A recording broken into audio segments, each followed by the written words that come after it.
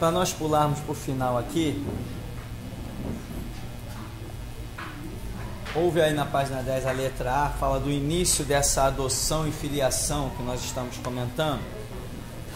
Quando é esse início dessa adoção? Quando que essa adoção começa? A partir do momento que nós nos enquadramos no plano de Deus. Qual o primeiro plano de Deus? De guardar a sua palavra. Depois vem outras coisas, ministério, né? Eu sempre digo, alcançar a salvação é até fácil, mas alcançar o ministério não. Salvação você alcança fácil, ministério não. Amém? O que você alcança primeiro, o ministério ou a salvação? Então você pode até alcançar a salvação com uma certa facilidade, mas ministério é outra coisa bem diferente. Ministério exige renúncias profundas. Salvação não. Salvação não existe renúncias tão profundas. Não existe. Então aqui tem o início dessa adoção e filiação. Ela começa quando nós recebemos a palavra, quando nos arrependemos, cremos em Cristo, tal, seremos salvos. Nós temos um grande exemplo que Jesus deixa-nos pela sua vida, que é o ladrão lá da cruz, né? Senhor, lembra de mim quando entrares no teu reino.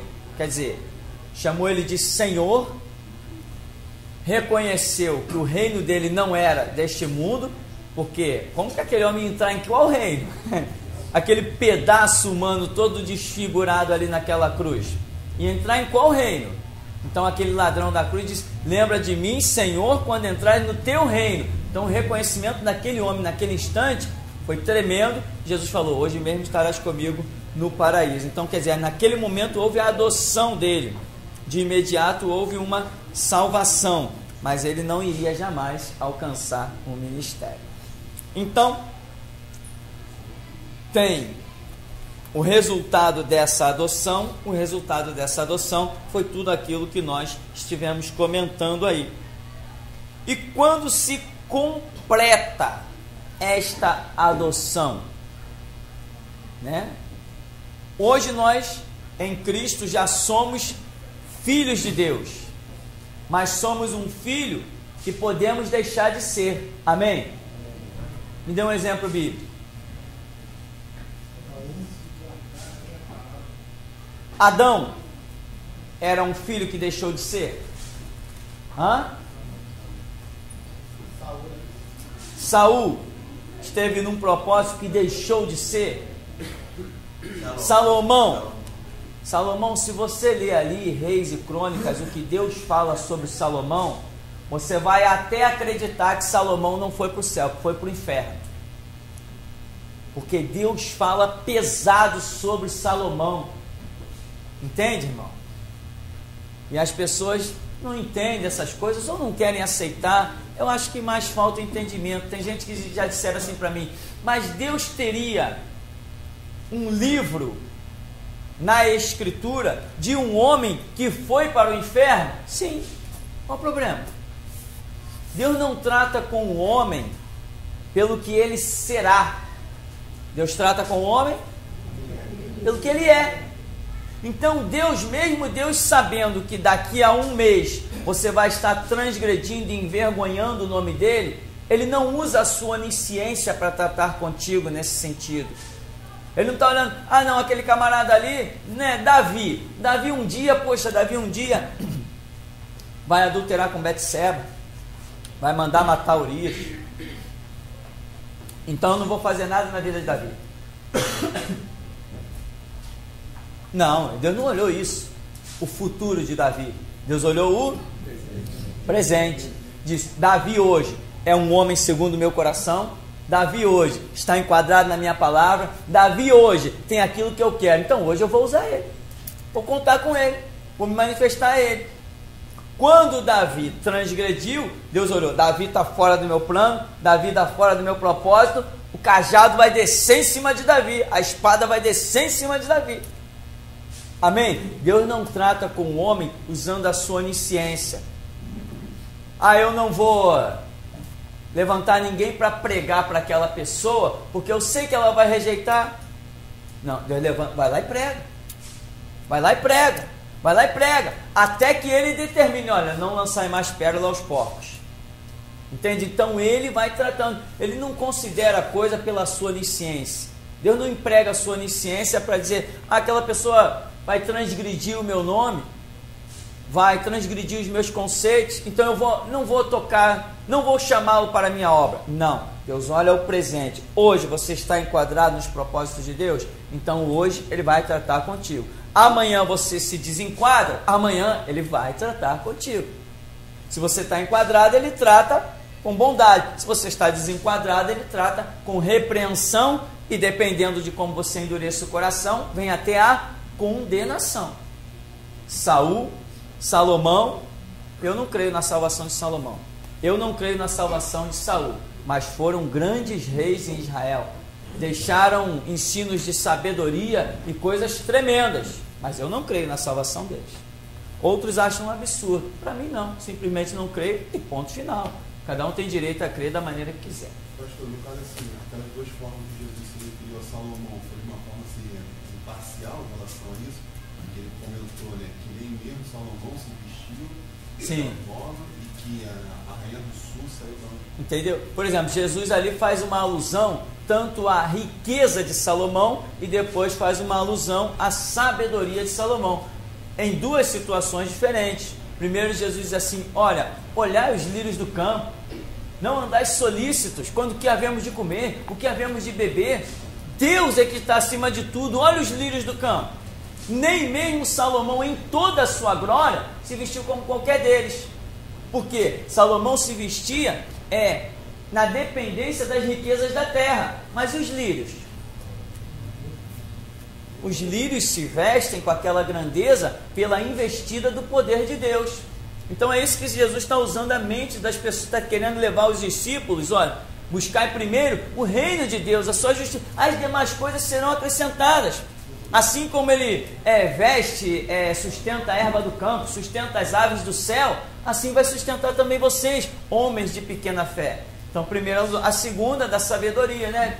Olha, a rainha de Sabá, né, se levantará contra esta geração, porque ela percorreu de uma extremidade da terra até a outra para ouvir a sabedoria de Salomão. Aqui está quem é maior do que Salomão. Vocês estão querendo me apedrejar? Estão querendo me matar? Vocês viram que Salomão tinha sabedoria, vocês não estão identificando a minha sabedoria. Então o que acontece? Jesus faz alusão a duas situações, mas não entra em detalhe que Salomão tenha ido para o céu ou para o inferno. Jesus está pegando um momento da vida de Salomão, dois momentos da vida de Salomão, e mostrando duas situações com relação aos discípulos e ao próprio ministério dele. Mas não entra em detalhe se Salomão foi salvo ou não foi salvo. Analisando a Escritura, eu creio que Salomão não foi salvo, mas cada um tem direito a crer da sua maneira. Porque o que Salomão fez, meu irmão, não é fruto digno de alguém que diz confessar o Deus verdadeiro. Salomão casou com várias mulheres, até aí não entra o pecado. O fato de ele ter casado com várias mulheres não caracteriza o pecado, não tem nada a ver, tá? Não é esse o que estamos falando, mas ele erigiu templos pagãos para que essas suas esposas ali adorassem outros deuses, demônios, Satanás, e permitiu sacrifício de crianças em Jerusalém. Salomão instituiu a magia negra em Jerusalém. Ele é salvo? Isso é fruto de alguém salvo? E dizem os historiadores que Salomão acabou louco. Isso para mim demonstra mais uma confirmação de que ele não foi salvo. O homem mais sábio de toda a terra baixou ao inferno. Por quê? Se desviou dos preceitos de Deus. A Escritura não é história. A Escritura é uma história, mas é uma história bíblica. O livro dos Reis, o livro de Crônicas, diz que Salomão permitiu sacrificar crianças nos altares pagãos que ele instituiu em Jerusalém. Esse aqui é um 18 diz sobre o justo. Entendeu? Então Salomão andou na verdade durante muito tempo, mas caiu, tanto que caiu que Deus diz assim, olha, por amor a meu servo Davi, eu vou preservar uma única tribo, mas o resto vai tudo por causa de Salomão. Então Deus trata com o homem no momento. Amanhã pode ser que você seja o pior ímpio, mas hoje você pode receber o maior ministério de todos os tempos, se Deus olhar para você e dizer que hoje você está enquadrado. Mas ele já sabe que amanhã você vai transgredir. Ele não está olhando amanhã, ele é justo. A justiça dele tem que ser em que hoje você está bem enquadrado, então hoje ele tem que te abençoar. Amanhã você está desenquadrado, então amanhã ele tem que te amaldiçoar. É assim que ele age, no momento. Então, quando se completa essa adoção, veja bem, enquanto nós estamos na terra, estamos sendo provados. Somos salvos? Sim. Hoje eu confesso a Cristo, eu sou salvo. Amanhã, se eu deixar de confessá-lo, eu não sou mais salvo. A Bíblia diz, ser fiel até os 18 anos. Ser fiel durante 30 anos. Ser fiel até a morte, e então dar-te-ei a coroa da vida. Eles venceram pelo sangue do Cordeiro, pela palavra do testemunho e não amaram suas vidas até a morte. A fidelidade e o serviço a Deus, ele tem que ser até a morte, não pode ser interrompido. Já escutou aquelas pessoas que dizem assim, eu me afastei da igreja, mas não me afastei de Jesus. Coitado, tadinho. Lá em Apocalipse diz assim, eu enviei o meu anjo para vos testificar estas coisas nas igrejas. Aonde Deus trata, aonde Deus salva, aonde Deus fala, é nas igrejas. E as pessoas dizem, não, eu posso servir a Deus na minha casa, eu não preciso servir a Deus numa igreja. Jesus vem, funda a sua igreja como organização e como templo pessoal que cada um de nós é. Lá em Apocalipse ele diz, eu enviei o meu anjo para vos testificar essas coisas nas igrejas, e o camarada vem e diz que não precisa de igreja. Não precisa de igreja nem de Deus, né? Vai viver a sua vida.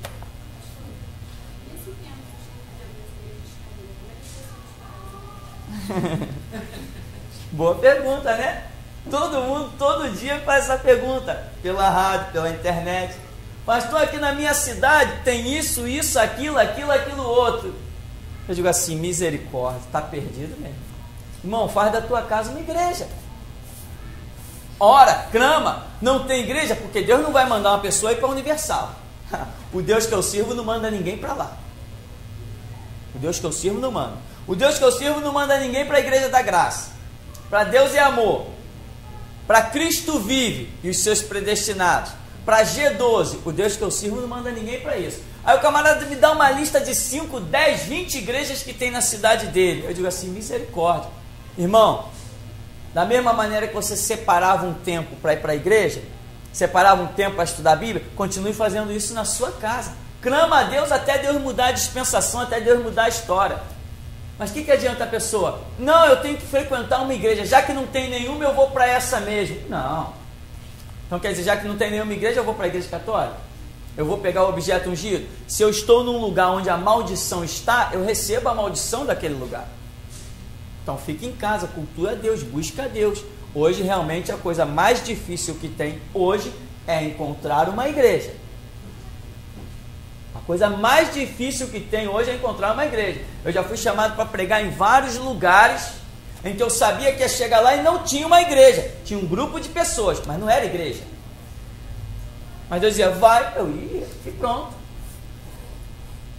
Agora, tem muito lugar, porque as pessoas acham o seguinte, tem uma placa lá, igreja não sei o que, é igreja. Não, a igreja católica tem seu nome, e não é igreja.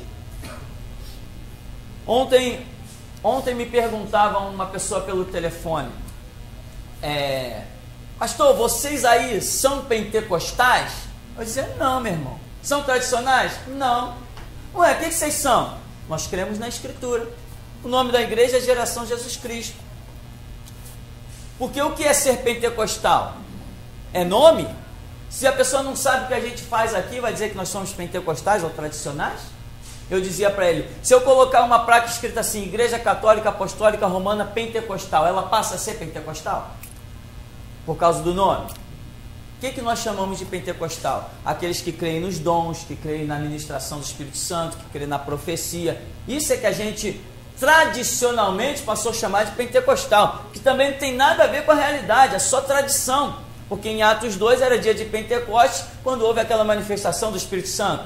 Mas eu não sou pentecostal, sou servo de Deus. Que é prova de que eu sou servo de Deus? Ah, mas a minha igreja pentecostal é melhor que a tua. Então tá, segue seu caminho. Vamos ver com quem Deus vai contar. Eu não me perco em nome. As pessoas ligam para cá, quem está falando? É o Tupirani. É isso. Eu encontro na rua, até em organizações evangélicas que eu vou. Ah, como é o nome do irmão? Tupirani. Não é o meu título que vai dizer quem eu sou diante do meu Deus. Agora, quando ele me envia nos lugares e diz, abre a tua boca agora, aí todo mundo vai ver quem sou eu. Isso é que manda. Então, hoje as pessoas estão se prendendo a coisas ridículas, né? Irmão, aqui nós cremos na Escritura, nós estudamos Bíblia. Ah, vocês são pentecostais? Não, a igreja tinha esse nome pentecostal. Eu ranquei ele, justamente para que as pessoas não se prendam a isso. Nós éramos igreja pentecostal, geração Jesus Cristo. Eu ranquei isso de tudo que foi lugar que eu pude arrancar, e botei apenas geração Jesus Cristo. E tem uma coisa impressionante, aonde esse nomezinho entra, logo as pessoas ficam sérias. Até porque o fundador da igreja não fez essa separação, não fez a divisão de pentecostal, de tradicional, fundou a igreja e pronto. Nome de igreja não significa nada. Por exemplo, a Nova Vida estava perdendo muitos membros para muitas igrejas. Aí o bispo aqui da Lagoa, esqueço o nome dele. Não, esse é um dos fundadores lá, filho. Mas enfim, o que ele fez? Poxa, nós estamos perdendo muita gente para as igrejas pentecostais. Eu estive com eles. Vamos fazer o seguinte, vamos mudar o nome da igreja. Vamos botar a igreja pentecostal de Nova Vida. As pessoas não vão mais procurar uma igreja pentecostal, elas vão ficar com a gente. Mercenarismo, pilantragem, engano. E assim fizeram. E tinha membros da Nova Vida que diziam assim, a Nova Vida agora é pentecostal também. Por quê? Cegueira completa. Achou que porque botou o nome pentecostal que virou pentecostal. Eu disse assim, não, Nova Vida não é pentecostal. Agora o nome da Nova Vida é Igreja Pentecostal de Nova Vida. Eu falo, quer dizer que muda o nome? Se eu mudar o meu nome, eu deixo de ser o Tupirani? O caráter, o princípio, a ideologia mudou? Se eu passar a me chamar Roberto, eu sou outra pessoa? Mesma coisa com as igrejas. Se mudar o nome da igreja, não muda lá dentro. Mudou lá fora a placa. Pode até mudar num documento, que não foi o caso deles. Mas por dentro. Se eu botar uma placa lá, na igreja católica, Igreja do Deus Vivo, ela passou a ser uma igreja do Deus Vivo? Não.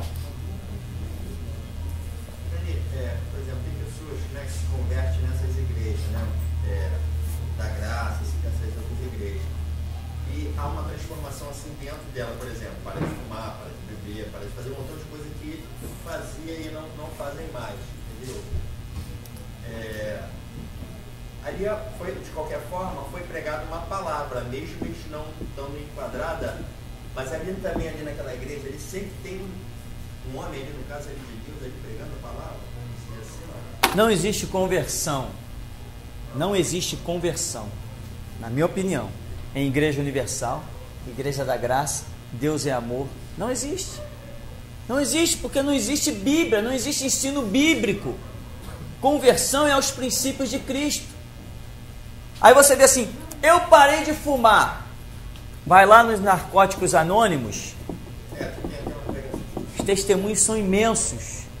Vai lá no Alcoólicos Anônimos, um monte de gente dizendo que largou o álcool, largou maconha, largou cocaína, largou tudo que é vício, que agora o dinheiro sobra, que agora ele tem dignidade na sociedade, que ele não anda mais pelas esquinas da rua caído. Cadê Deus? Não tem nada de Deus. É uma sociedade, uma organização de incentivo moral, em que acaba atingindo a alma, o ego, levantando o ego da pessoa. Muitas pessoas hoje estão indo em organizações aparentemente chamadas igrejas, em que ela chega lá e se depara com um povo mais ou menos arrumadinho e tal, e aquilo começa a mexer com ela.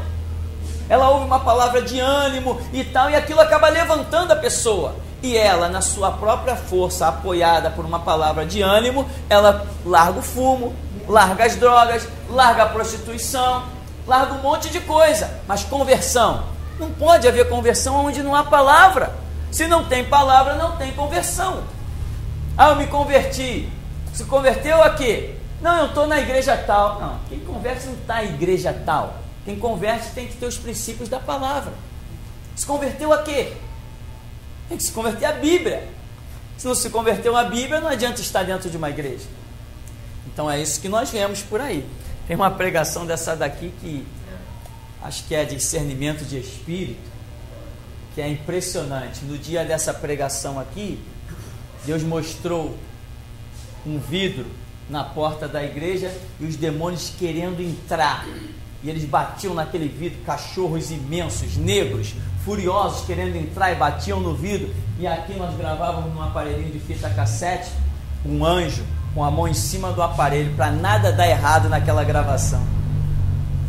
E quando acabou acabou a pregação, o anjo vai, abre o cassete, pega a fita, dá a volta por trás da igreja, vai lá naquele cantinho, pega a fita assim, diz assim: essa daqui é minha. Bota no bolso, abre as asas e vai embora.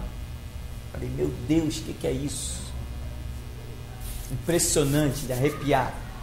Falei, o que fazer com isso? Ele falou que é dele, e agora? Peguei a fita, guardei com todo carinho. Deixa aqui, é dele. Vou esperar a direção. 1 ano depois, o Espírito de Deus falou: lembra aquela que era minha? Pega ela, transforma em CD e distribui. Meu irmão, essa mensagem tem feito um arraso por aí. Tem pessoas que ouvem ela todo dia. Todo dia. Porque ela é realmente impressionante. Agora, não é porque a pessoa largou, foi frequentar uma igreja, largou o álcool, que Deus está na vida dela. Não. Foi frequentar uma igreja, parou de fumar, pronto, me converti. Não, tanta gente para de fumar e não se converteu, nem nunca pisou numa igreja. Então, nós temos que atentar para o que é espiritual e para o que é natural. Nós temos que aprender a atentar para isso, né? Porque, por exemplo, hoje eu digo e aposto a minha vida e aceito o desafio: Edir Macedo tem pacto com o diabo. As pessoas dizem que lá tem Deus. De vez em quando os pastores da Universal ligam para cá: tu vai pagar, tu vai se levantar contra a igreja. Eu falei: qual igreja? Ah, Universal. Eu falei: Universal é a igreja? Nós servimos um Deus. Eu falei: qual Deus? O Deus desse século?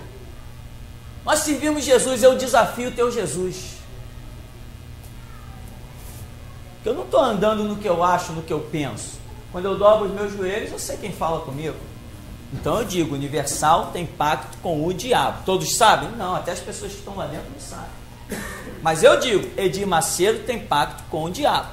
Estou dizendo, não é de hoje que eu estou dizendo não, hein? E estou desafiando o Deus da Universal, olha, há muito tempo. E eu não tenho pacto com o diabo. Todo dia, meio-dia, ele fala na rádio. Aí ele estava chegando lá atrás, estava pregando sobre o Evangelho de Lucas. Agora, ele engana, ele é um falso mestre. Sim, é. As pessoas estão lá, tudo querendo a prosperidade. As pessoas querem a prosperidade. Nesse mundo cão aí, quem vai atentar para o espiritual? Está todo mundo preocupado com o natural. É o bom emprego, é o concurso, é o estudar, é se dar bem na vida. Mas aí vem Jesus assim, ó, que adianta ganhar o mundo todo e perder a sua alma? As pessoas estão preocupadas com o natural, com o material. E é a proposta lá, os falsos testemunhos, um monte de engano, entendeu? Há engano que não acaba mais. Resultado: as pessoas se iludem, vão para lá, dão o seu tudo. Quem tem condição financeira de ir se mantendo, dando, acha que está prosperando e vai dando. Porque já tem. Agora, pobre não. Esse camarada é pobre, meu amigo. Ele se vê em dificuldade, logo ele abandona aquilo lá. Ele diz: não é possível. Como as pessoas ligam para cá: pastor, eu tenho 50 envelopes dentro de casa, o que eu faço? Joga no lixo. Mas eu não vou ser amaldiçoado? Não, meu irmão, vai ser amaldiçoado se continuar com isso aí. Entende? Se for pobre, vai ficar mais pobre. Se for pobre, vai ficar mais pobre. Eu catei uns negócios da internet que possivelmente eu vou montar uma apostila para distribuir nas igrejas Universal. Só coisa boa sobre o Universal que eu catei, né? Então, quando que essa adoção ela se completa? A tua adoção ela só termina mesmo? Acabou, quando você parte. Enquanto você está na terra, você está sendo provado. Se cair, meu irmão, caiu. O céu não é para os caídos, é para quem está de pé. Ou será que o poder de Deus não é o bastante para te manter de pé? Não, pastor, mas eu não resisti isso, não resisti aquilo, não resisti aquilo outro. A Bíblia diz, Pedro escreve dizendo que os nossos irmãos em todo o globo terrestre passam pelas mesmas tentações. Então a minha prova não é maior do que a do meu irmão. Tiago diz que Deus não nos deixa ser tentado além do que podemos resistir. A minha prova não é melhor, não é especial, não é maior, nem eu tenho mais graça do que ninguém. Deus não faz acepção de pessoas. É isso que a Escritura nos adverte. Então, se eu caí, caí porque eu caí. Mas o meu Deus estava ali pronto a me dar a mão. Então, muita gente cai pelo orgulho, pela vaidade, por uma série de situações. Esta adoção, ela só termina quando nós adentrarmos na eternidade. Enquanto estamos aqui, estamos sendo provados. E muitos nesta prova já caíram, amém? Muitos já caíram. Tem umas igrejas por aí, não, uma vez salvo, salvo para sempre. Somos todos predestinados, né? Todo mundo predestinado, acabou, tu já é salvo. Isso é satânico, porque Jesus disse ser fiel até a morte. Se ele disse para ser fiel até a morte, então eu não posso interromper a minha caminhada no meio do caminho. Eu tenho que ir até a morte. Amém? O Maranhão falou para mim uma vez que o hospital de maluco estava cheio de gente da Universal. Imagino, é possível mesmo. Tu está ficando com a cabeça naquele negócio, tu está naqueles testemunhos. Eu conheci. Casa própria e não sei o que. Isso. Isso, eu conheci gente da Universal que ficou meio doido. Aí não consegue, ele vai dando, faz uma fogueira, faz outra. Uma fogueira, uma corrente, uma campanha. E quando não vê resultado, aí o camarada acaba se desesperando. Eu conheci um rapaz, um jovem da Universal, que ele, quando via um trabalho de macumba no meio da rua, alguma coisa na encruzilhada, ele saía chutando, está amarrado em nome de Jesus, está amarrado em nome de Jesus, chutava aquilo tudo, quebrava. Se ele tivesse realmente poder e autoridade para aquilo, tudo bem, mas só que não tinha. Era uma autossugestão. Não conhecia nada da Escritura, mas saía chutando em nome da igreja. Não, eu sou membro da Universal. Ele parou, foi parar no hospício.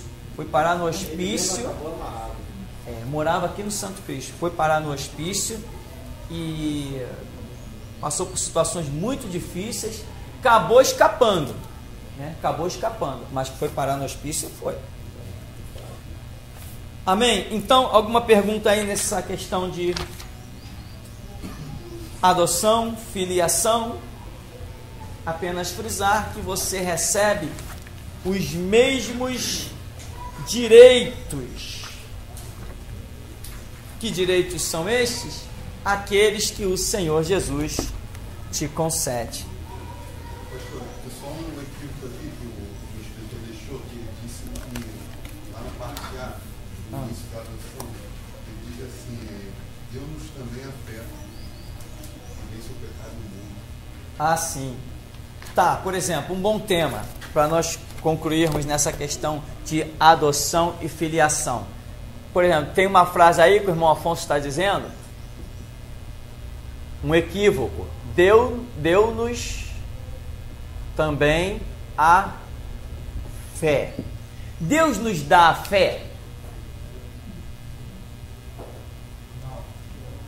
A Bíblia diz que Jesus Cristo é o autor e consumador da nossa fé. Ele é o autor. Mas em que sentido ele é o autor? Autor é aquele que faz, né? Que cria, que tem a autoração. Então, Jesus é o autor da nossa fé? Sim. Se eu tenho fé, eu tenho uma fé em Jesus. Se eu tenho fé, eu tenho uma fé na sua obra, no seu sangue derramado, naquilo que ele fez por mim. Então, por ele ser o meu espelho, ele se torna o autor da minha fé. Se ele não tivesse feito nada disso, eu não tinha em que me espelhar para ter fé. Então ele não determinou, você vai ter 10% de fé, você vai ter 15% de fé, não é nesse sentido que ele é o autor. Ele quer que todos tenham a mesma fé, a unidade da fé perfeita. Esse é o objetivo dele. Então ele tem uma obra remidora, né, consumada pela cruz do Calvário, e ele chama todos os povos, tribos, línguas e nações para observar a sua obra e ter a sua definitiva fé. Todos deveriam ter a mesma fé, mas isso é impossível. Paulo diz, cada um anda na fé que alcançou, porque ele já sabe que cada um terá uma fé diferente. Tem pessoas que não querem saber de leitura bíblica, tem pessoas que não querem saber de oração, tem pessoas que não querem saber de abrir um dicionário, de abrir uma enciclopédia, tem pessoas que têm dinheiro na caderneta de poupança, mas não é capaz de comprar uma enciclopédia bíblica. Tem pessoas que têm dinheiro na caderneta de poupança, mas não quer saber de comprar um livro para sua própria instrução. Então qual é a fé? Tem outros que não, eu vou investir na minha vida espiritual, vou comprar um livro, vou comprar uma versão atualizada da Escritura, eu vou comprar isso, eu vou comprar aquilo. Vai ter uma fé diferente? Certamente vai ter uma fé diferente. Então cada um vai ter que andar na fé que alcançou. O problema dos que têm pouca fé é que depois começa a criticar os que têm mais fé, né? Esse que é um problema sério. Então, essa frase, certamente, se nós entendermos que Deus simplesmente pegou e nos deu a fé, está errado, absurdo. Deus não faz isso. Ele faz uma obra, né? Deus realiza uma obra. Por esta obra que ele realizou, eu, observando essa obra, eu desenvolvo a minha fé. Quem fez a obra? Cristo, né? Pai, Filho e Espírito Santo. Então, ele é o autor da minha fé, em que ele me deu o subsídio para eu desenvolver a fé. Ele não me deu a fé, ele me deu a revelação do que ele fez, para que através disso eu desenvolva a fé. Ele realizou uma obra, para que eu tenha fé nesta obra que ele realizou. Não é isso? É isso, mas muitas vezes fica mal entendido. Deu-nos também a fé. Não, Deus não nos deu a fé, ele nos deu o meio para desenvolvermos a fé. Se eu digo que tenho fé, eu tenho fé no sacrifício de Cristo, é a sua obra. Eu tenho fé no Novo Testamento, é a obra dele. Eu tenho fé no Espírito Santo, é a obra dele. Eu tenho fé nos princípios da palavra de Deus, é a obra dele. Então, a minha fé existe porque ele me deu a base para ter fé. Então, nesse sentido, ele se torna o autor e consumador da nossa fé. Ele nos deu também a fé? Não. Ele nos deu o meio para termos fé. Então, essa frase tem que ser entendida dessa maneira. Ele nos deu a condição de desenvolvermos a fé. Ele criou e consumou. Isso. Criou e consumou. Consumou porque ele determinou que o resultado dessa fé, o que vai gerar. Por isso ele é também o consumador.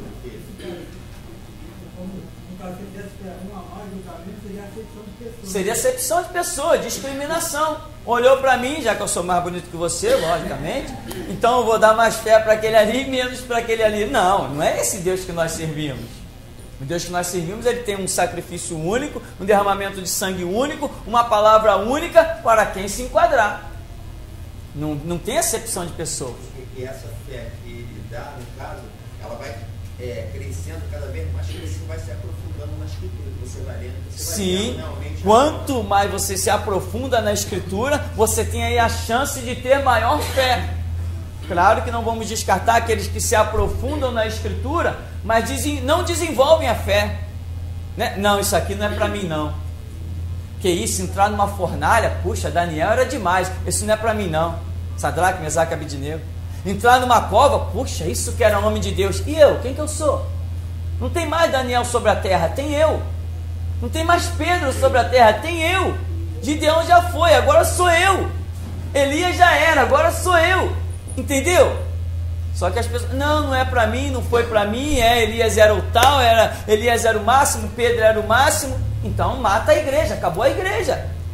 Se não tem mais ninguém com unção, autoridade, ninguém mais apostando a vida em Cristo, vamos fechar as portas e vamos jogar ping-pong. Então, ele é o autor e consumador nesse sentido, em que ele me deu a base para que eu possa desenvolver a minha fé verdadeira. Muita gente está desenvolvendo fé, né? Irmão, eu estou no propósito. Né? Irmão, eu vou nessa campanha de qualquer jeito. Não, essa vigília vai ser a vigília da minha vitória. Ué, camarada leva uma vida cristã de 15, 20 anos. Depois diz que a vitória dele vai vir por causa de uma vigília. A vitória vai vir por causa de uma reunião em que um cidadão lá, abençoado, vai estar ministrando. É uma coisa meio inútil. Só que lá na Universal, eles falam que o povo está cansado de ouvir palavra, eles só manifestar a fé. Sendo que o povo está cego que não sabe que a fé vem promover a palavra de Deus. Entendeu? Eles chamam o povo para manifestar uma fé. É uma fé? Sim, é uma fé. Não, me dá esse envelope aqui, eu estou no propósito, Deus vai me abençoar, eu vou dar 50 para Deus, Deus vai me devolver 500, vai botar mais um zero nisso aí. É uma fé? Sim, mas é uma fé inútil. Por quê? Não está baseado na obra de Cristo. Não está baseada na obra de Cristo essa fé. Ela é uma fé inútil. Entendeu? As pessoas... campanha do empresário. Como é que chama? Corrente do empresário? Que isso, meu irmão? Corrente do empresário? Está baseado na obra de Cristo? Não.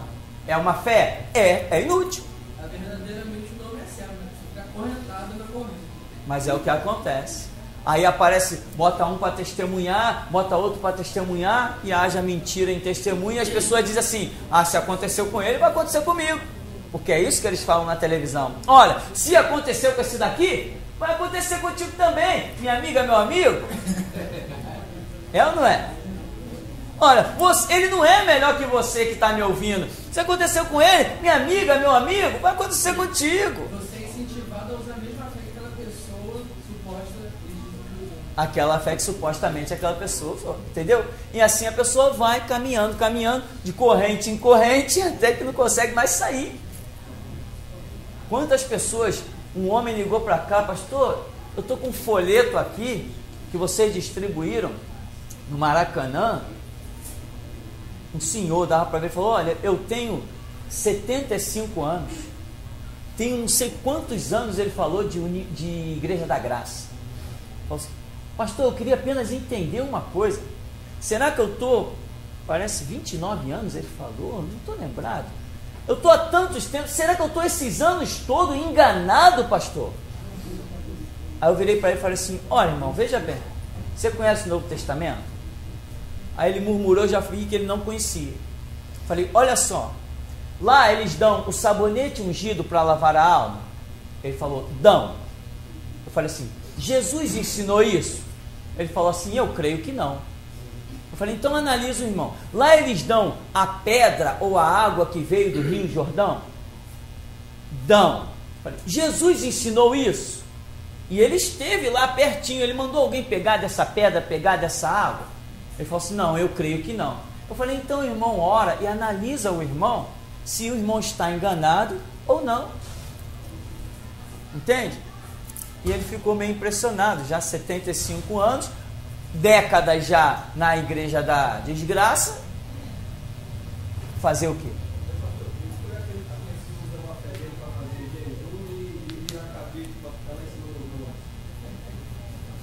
Outras questões.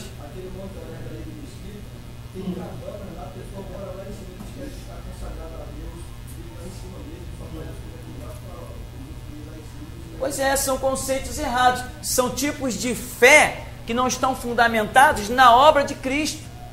Jesus não se preocupou com questão de monte. Ele falou, tu quando orares, entra no teu quarto, fecha a tua porta e fala com teu pai. Esse é o ensinamento. Entendeu? Agora, se você diz assim, não, eu vou lá para aquele monte porque lá é tranquilo, fico eu quieto lá, tudo bem. Não idolatre o monte, aí a tua oração vai ter valor. Mas se você idolatrar o monte, a tua oração não terá valor. Porque você está achando que Deus só te responde lá no monte.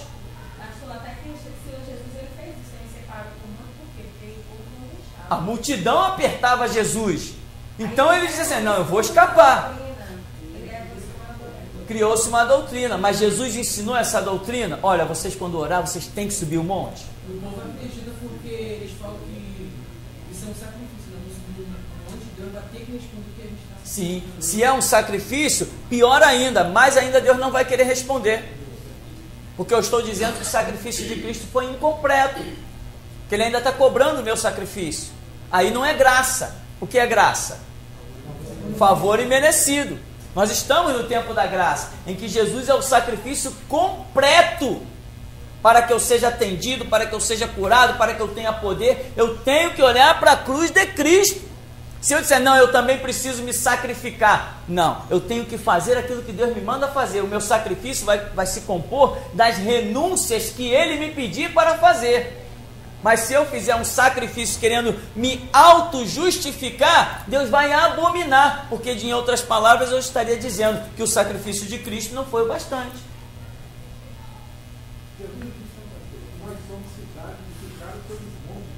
Sim. Monte significa a presença de Deus. Cidade é onde as pessoas se refugiam, né? Então ele colocou que as pessoas se refugiariam em nós. Porque isso é um ministério. Abrigar as pessoas. Só que a igreja, que nem a visão que a irmã teve aí na igreja, né? Em que uma mulher vestida de branco, com uma coroa, uma visão muito linda, pegava um leão, aparecia diante da mulher, rugia, e a mulher pegava o seu cetro e entregava lá para o leão. E o cetro ia parar na boca do leão e virava um tridente. Se fizer isso, já era, amigo. Deixa de ser igreja. O leão vai rugir, mas nós vamos pisar na cabeça dele. Se ele tiver força para nos matar, ele vai nos matar, mas vai nos matar lutando. Entendeu? Então é isso que acontece. Falando em fé, tem dois tipos de fé. Fé obediente e fé desobediente. No caso da universal é uma fé desobediente, que é o símbolo do pecado, desobediência. As pessoas estão exercendo uma fé que não é fé. A fé é um culto racional, amém, gente? Fé é igual razão. Fé não é emoção. Hoje as pessoas estão levando uma fé de emoção. Não, Deus vai me dar, estou no propósito, não sei o que, eu dei para Deus, Deus vai ter que me dar, eu fiz, Deus vai fazer, eu fiz, Deus vai me retribuir. Isso é emoção. Razão é outra coisa, culto racional é outra coisa. Quando eu tenho um culto racional, eu simplesmente faço aquilo que a palavra me diz para fazer e vou caminhando a minha vida. E as bênçãos vão me encontrando no caminho e as coisas vão acontecendo. Agora, tem gente que não, que leva uma fé na emoção, né? Eu fiz, eu vou fazer, eu isso, eu aquilo outro. Isso é só emoção, não vai acontecer nada. E muitas dessa fé emotiva só causa besteira. Pessoas estão vendendo geladeira de dentro da sua casa para dar para a igreja, vendendo carro para dar para a igreja, vendendo televisão para dar para a igreja, estão dando apartamento para a igreja. Meu irmão, Deus não está precisando de nada disso. Ele tem ouro e prata para manifestar. No espiritismo, né? A pessoa quando vai no espiritismo para fazer o trabalho, ela vai cobrar uma missão, também o santo fala que o trabalho não foi perfeito. Lá na Universal fala que o sacrifício não foi perfeito que ela fez. Isso. Sim, quantos testemunhos, né? A pessoa, pastor, chega lá na Universal, eu dei isso, eu dei aquilo, não aconteceu nada na minha vida. Ah, então você não tem fé. A pessoa faltou pouco botar o filho no sacrifício, aí chega lá, você não tem fé. É igual na história na passagem de Gideão, que tem Gideão sacrificou o boi, né? Aí na Universal fala que se a pessoa não conquistou a vitória, porque ela deu cabrito, ela não deu boi. Ele ainda está escondido. Está explicado.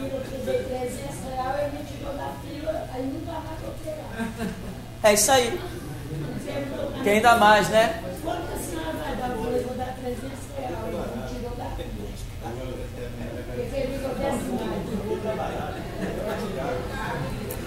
É assim que as coisas acontecem. Então, tome cuidado se a sua fé não é uma fé emotiva e não racional, né? Paulo diz que a nossa fé, em Romanos 12, tem que ser um culto racional. Você tem que entender o que você está fazendo. Esse entendimento é você realmente entender que o que você está fazendo tem fundamento bíblico. Se o que você estiver fazendo não tiver fundamento bíblico, né? Por exemplo, o tal do monte. Não, mas está escrito que Jesus orou no monte. Sim, mas não mandou orar. Então, às vezes as pessoas seguem atitudes de Jesus, mas não o mandamento de Jesus. Ah, mas Jesus cuspiu no chão, fez lodo, mas não mandou fazer. Entende? Não mandou fazer.